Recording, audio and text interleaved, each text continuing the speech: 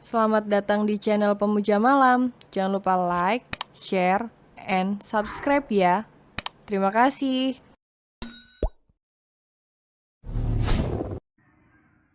Chapter 45.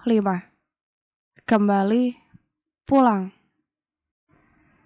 Gilang membuka Instagramnya yang beberapa hari dia tak pernah buka. Dia memposting kalau hari ini dia sangat kesal dan marah. Dia mengatakan akan pergi beberapa saat. Gilang menjadi tidak bisa tidur.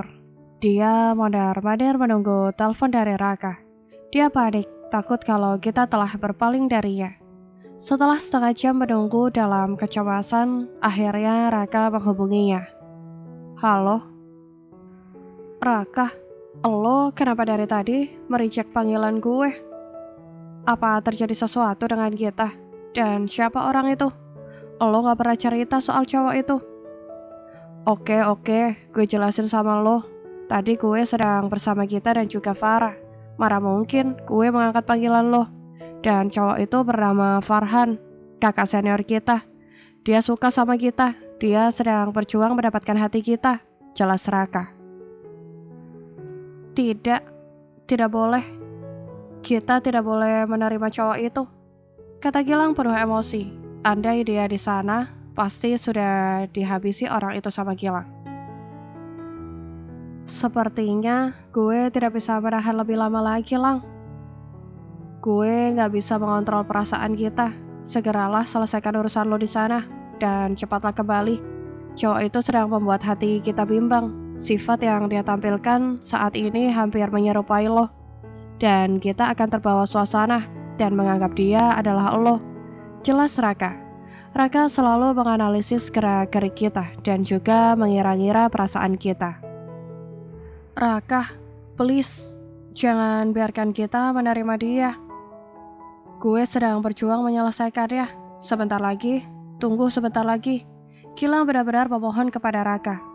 Iya, gue akan mencoba membantu lo. Thanks Raka. Gilang menjatuhkan tubuhnya ke kasur. Dia melihat foto-foto pemberian Raka. Hancur banget rasanya, namun dia tidak bisa apa-apa. Gilang, jangan lemah. Ini bukan lagi waktunya untuk galau. Tapi lo harus segera memisahkan mereka. Lo harus segera menyelesaikan ini. Gilang tidak jadi tidur. Dia menyeduh kopi untuk menemani mengerjakan tugasnya. Baginya tidur sudah tidak begitu penting. Bahkan dia mengabaikan kesehatannya. Dia hanya ingin segera menyelesaikan tugas akhirnya dan kembali pulang menemui kekasihnya yang kini sedang digoda orang lain. Pagi, siang, dan malam, Gilang hanya melihat laptop. Dia sudah tidak memperdulikan sekitar yang tidak membantu penyelesaian tugasnya. Gilang, lo tampak kelelahan. Morika nyamperin Gilang sambil membawakan minuman dingin. Enggak, gue baik-baik aja. Katanya masih fokus dengan laptopnya. Wajah lo kelihatan kusam. Lingkaran hitam di mata lo juga terlihat tajam. Sebenarnya lo sedang mengerjakan apa? Morika sedikit menggeser duduknya. Gue hanya sedang mengerjakan tugas akhir agar lebih cepat selesai. Jawabnya singkat. Bukannya masih 3 bulan lagi? Kenapa lo terlalu memaksakan diri? Kata Morika sambil mendorong minumannya di hadapan Gilang. Seminggu lagi gue harus kelar. Seminggu? Iya. Berarti seminggu lagi lo bakalan selesai kuliah. Morika kaget. Ya, begitulah. Lo semangat ya kuliahnya, kata Gilang sambil memberesi barang-barangnya dan beranjak meninggalkan Monica. Gilang, panggil Monica. Iya, Gilang menoleh ke belakang. Apa lo akan segera meninggalkan kota dan juga meninggalkan gue sendiri? Gilang mengangguk. Iya, gue sudah selesai di kota ini. Gilang, apa lo gak bisa melihat gue? Monica berjalan mendekati Gilang. Maksud lo? Gilang, dari SMA kita kenal dan lo pasti tahu kan bagaimana perasaan gue sama lo. Dan lo juga pasti sadar betul apa yang gue lakukan selama ini sama lo. Apa tidak tergerak sedikit pun hati lo untuk gue? Tanya Monica dengan mata nanar. Monica, gue sudah bilang berkali-kali sama lo. Gue tidak ada rasa sedikit pun sama lo. Gue hanya menganggap lo itu teman, tidak lebih. Monica, lo sudah pergi jauh ke sini. Apa lo nggak ingin mencari yang lebih baik dari gue? Buka mata lo dan coba lihat dunia itu luas. Banyak hal menarik yang lo bisa lihat dan lo gapai. Gilang menepuk pundak Monica. Gilang menghirup udara saat sampai di bandara. Lalu menghembuskan nafas panjang. Dia melepas kacamata hitamnya, bibirnya tersenyum lebar. Akhirnya, setelah hampir 3 tahun dia menginjakkan kakinya lagi di tanah kelahirannya. Gilang menarik kopernya. Dia mencari mama dan juga kakaknya yang akan menjemputnya. Gilang, panggil Andini sambil melambaikan tangannya. Gilang tersenyum lebar lalu berlari menuju kakak dan mamanya. Gilang memeluk erat mamanya. Mama kangen banget sama kamu, Gilang. Mamanya mencium kening Gilang, lalu kembali memeluknya. Mama gantian, Andini juga kangen sama adik kesayangan. Andini memeluk Gilang setelah mamanya melepaskan pelukannya.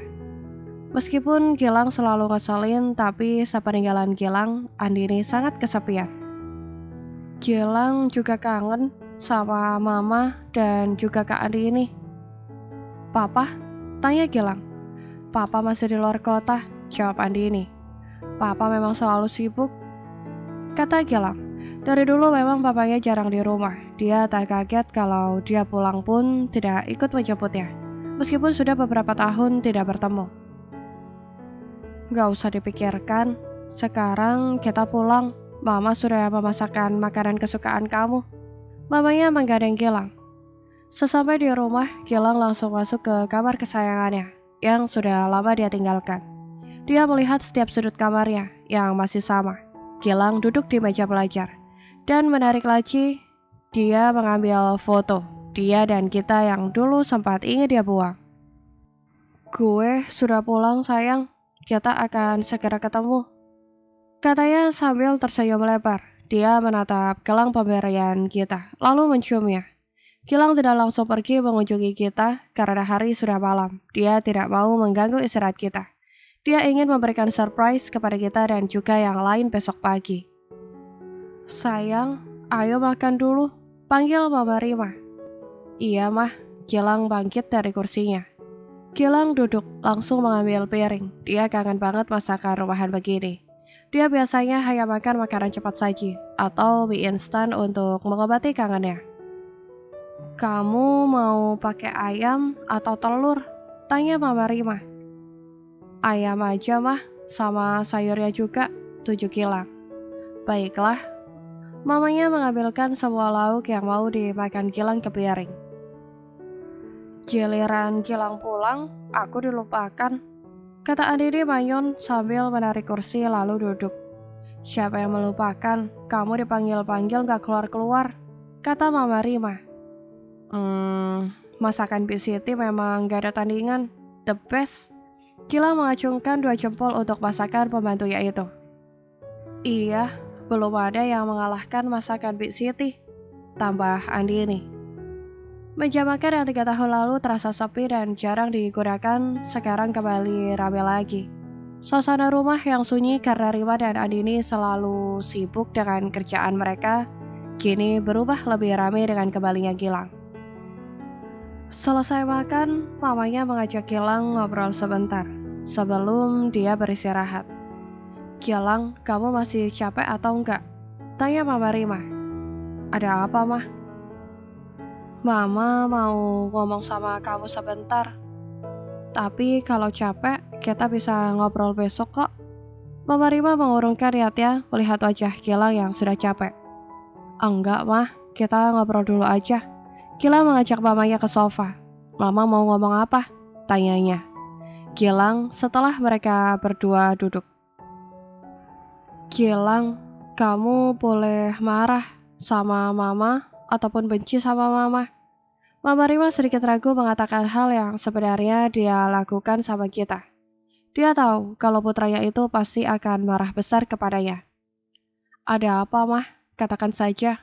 Memangnya kenapa Gilang harus membenci Mama? Sebenarnya, dulu Mama yang meminta kita untuk membujuk kamu pergi ke Australia. Mama meminta kita memikirkan caranya, dan itu harus berhasil, karena Mama ingin melihat kamu menggapai mimpi yang sudah lama kamu inginkan. Tapi Mama tidak pernah tahu kalau rencana kita itu putus sama kamu. Mama Rima mengakuinya. Selain dia merasa bersalah, dia juga harus memberitahu Gilang kalau semua itu bukan kesalahan kita. Selain itu, pengakuannya terhadap Gilang adalah cara Rima merepati janjinya kepada kita untuk menjadikan kita menantunya. Gilang menghela nafas panjang, sedikit kecewa. Ternyata, di balik keputusan kita itu karena desakan mamanya juga, bukan benar-benar keinginannya. Mah, kenapa Mama ngelakuin ini sama Gilang dan kita?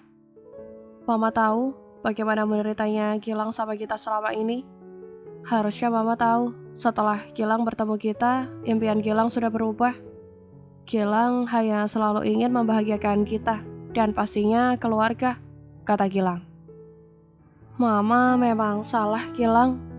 Mama terlalu terobsesi dengan kamu kuliah di luar negeri. Selama kamu di luar negeri, tanpa sepengetahuan kita, selalu melihatnya dan tidak membiarkan dia bersama orang lain karena Mama mau dia menjadi menantu Mama, kata Mama Rima. Dia mengutus seseorang untuk memata-matai kita sebagai tanggung jawabnya karena telah memisahkan Gilang dengan kita.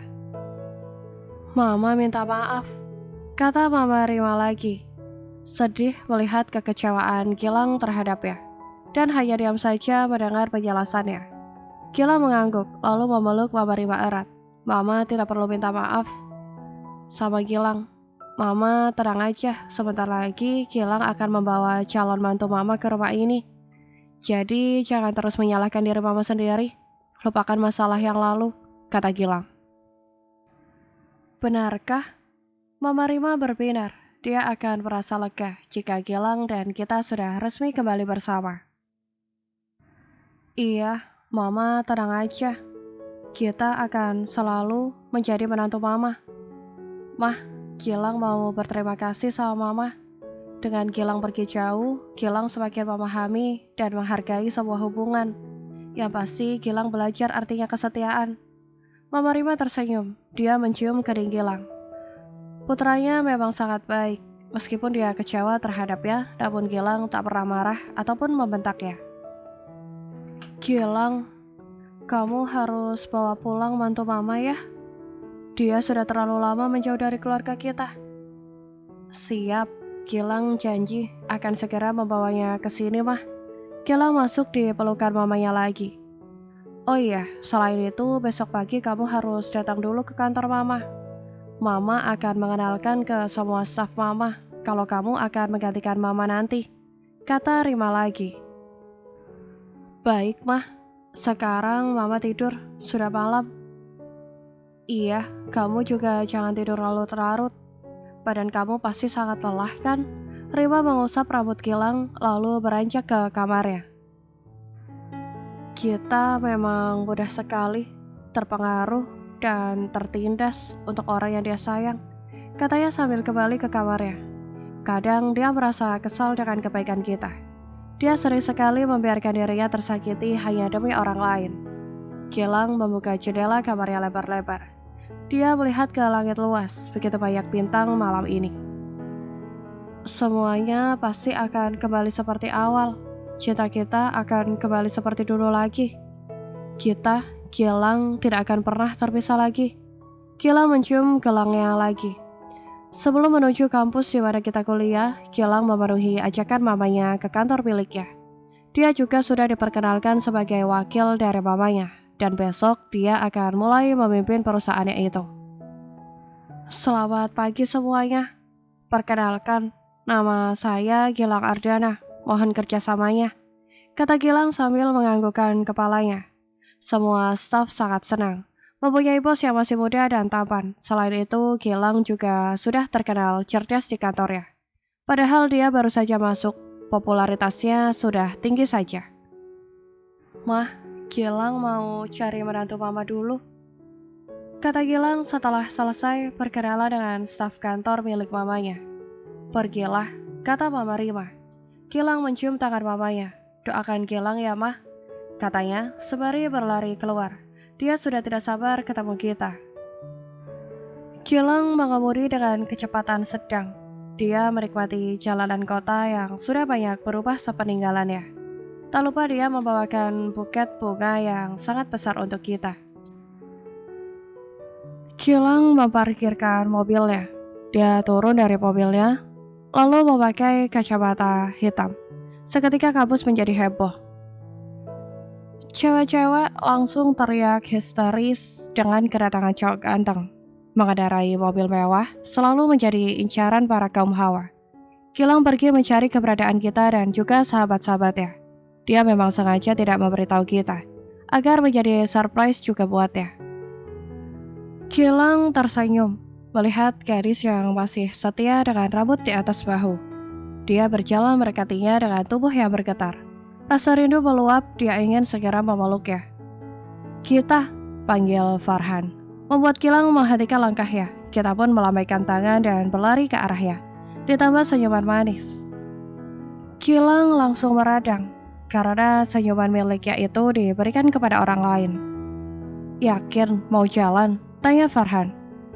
Iya, lagian dekat kan, hitung-hitung kita olahraga, kata kita sambil tersenyum. Gilang mengurungkan niatnya untuk langsung menemui kita. Dia membuntuti dan mendengarkan pembicaraan mereka berdua. Siapa orang itu? Apa itu yang namanya Farhan? Ujarnya sambil melonggarkan dasi yang dipakainya. Mendadak dia merasa gerah. Gilang mengekor kita dan Farhan. Dia mendengarkan pembicaraan kita dan Farhan. Git, apa masih belum ada jawaban untuk pertanyaan cinta gue? Tanya Farhan. Kita memperlambat langkah kakinya. Dia memandang Farhan sebentar, lalu berjalan seperti biasa. Kenapa Kak Farhan membahas masalah ini lagi? Kita kan sudah bilang kalau kita sudah punya pacar, dan harusnya itu sudah menjadi jawabannya kan? Kata kita. Pacar atau mantan? Bukankah Allah sudah putus sama dia? Harusnya Allah bisa melupakannya. Dia sudah jauh dari kehidupan lo. Apa lo gak pernah berpikir dia sudah bersama yang lain? Sampai kapan lo bakalan menyiksa diri lo dengan cinta yang tak pernah ada yang menyambutnya? Ujar Farhan. Dari mana Kak Farhan tahu kalau kita sudah putus? Selama kita belum melihat dia bersama orang lain, kita masih menganggapnya dia menjadi pacar kita. Kak Farhan, kita memang sudah berteman, tapi bukan berarti Kak Farhan seenaknya berkata mengatur perasaan kita. Tapi Git, Allah hanya akan buang-buang waktu. Cukup Kak, kita akan ke toko buku sendiri. Terima kasih sudah mengantar sampai di sini. Kita kesal setiap kali Farhan mengusik perasaannya. Kita pergi meninggalkan Farhan dengan sangat kesal. Dia punya hak apa mengatur perasaannya? Meskipun dia hampir memiliki kesamaan bidang yang digemarinya dan juga sama-sama multitalenta, tapi tidak bisa membuat kita beralih hati juga. Mereka hanya mirip, bukan sama, dan di hati kita masih saja tertera Gilang. Belum mau beralih dan sebisa mungkin tidak beralih. Gilang yang awalnya kesal ingin memukul wajah Farhan langsung tersenyum senang. Kita masih sama, yaitu orang yang terus mencintainya, bahkan cintanya tumbuh lebih besar lagi. Gilang terus mengikuti kita. Dia mempercepat jalannya agar sejajar dengan kita. Kita melirik sekilas, lalu menatap depan lagi. Semakin lama dia semakin risih. Dia memperlambat jalannya. Gilang pun ikut memperlambat jalannya. Ketika dia mempercepat jalannya, Gilang juga mengikutinya. Hah, siapa sih orang ini? Rese banget ya, katanya dalam hati. Gilang menambah dirinya makin kesal. Kita sudah tidak bisa menahannya lagi. Dia berhenti, lalu menatapnya dengan marah. Maunya apa sih? Kenapa ngikutin gue mulu? Bentak kita. Gue mau lo, kata Gilang sambil tersenyum. Rupanya kita sudah tidak mengenali wajahnya lagi. Dasar orang sinting, mesum, pergi nggak? Atau gue akan teriak, ancam kita. Kita, ini gue, Gilang melepaskan kacamatanya, lalu merentangkan kedua tangannya. Jantung kita serasa berhenti sekejap lalu berdenyut di atas normal. Tubuhnya sedikit bergetar. Dia mengingat beberapa hari lalu Farah bercerita tentang orang mesum yang sering menjahili cewek-cewek yang akan melewati jalan ke toko buku dekat kampusnya. Apalagi jalan yang akan dilalui kita menuju jalan yang sedikit sepi. Melihat senyum Gilang, justru terfikir senyuman-senyuman psikopat di film-film, yaitu manis tapi menyeramkan. Dia tahu nama gue, apa dia benar-benar pria mesum? Bagaimana ini? Batinnya sambil mencari ide untuk kabur. Semakin Gilang melebarkan senyumannya, membuat kita semakin ketakutan. Kita membalikkan tubuhnya, lalu berlari secepat kilat. Kita, tunggu, teriak Gilang sembari mengejar kita. Ya Tuhan, kenapa orang itu terus mengejar gue? Dari mana juga dia tahu nama gue? Kita sekuat tenaga lari. Dia melambaikan tangan saat ada taksi yang lewat. Cepat-cepat dia langsung masuk ke taksi. Pak, tolong ya, cepat, minta kita. Baik, Pak. Sopir taksi pun langsung pergi membawa kita pergi meninggalkan kampus. Gilang ketinggalan. Dia menundukkan tubuhnya sambil mengatur nafasnya yang terengah-engah. Hampir 3 tahun tidak bertemu, kini kita bisa lari secepat itu. Kenapa dia tidak mengenali gue? Katanya masih dengan nafas ngos-ngosan. Gilang kembali ke parkiran mengambil mobilnya dan segera mengejar kita. Memangnya apa yang beda dari gue? Kenapa dia bisa lupa sama gue? Gilang mengaca lewat ponselnya. Jangan-jangan kita sudah melupakan gue. Tapi bagaimana bisa melupakan? Jelas-jelas tadi dia masih mengakui gue sebagai pacarnya, kata Gilang.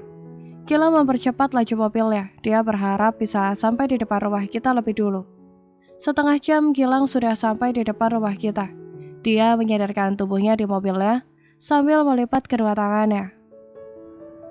Kita yang baru saja turun dan membayar ongkos taksi langsung menelan ludah melihat orang yang berpakaian jas hitam dengan kacamata hitam berada di depan rumahnya. Benar kan? Itu om-om yang tadi. Kenapa dia bisa tahu rumah gue? Kata kita pelan. Dia bingung mau jalan masuk atau putar haluan, berlari meminta bantuan. Gimana kalau dia mau culik gue dan menjual gue ke luar negeri? Kasian kan nanti keluarga gue sama sahabat-sahabat gue kalau kangen. Ucapannya mulai ngelantur tidak jelas. Dia masih bisa bercanda dengan dirinya sendiri di saat ketakutan. Bersambung.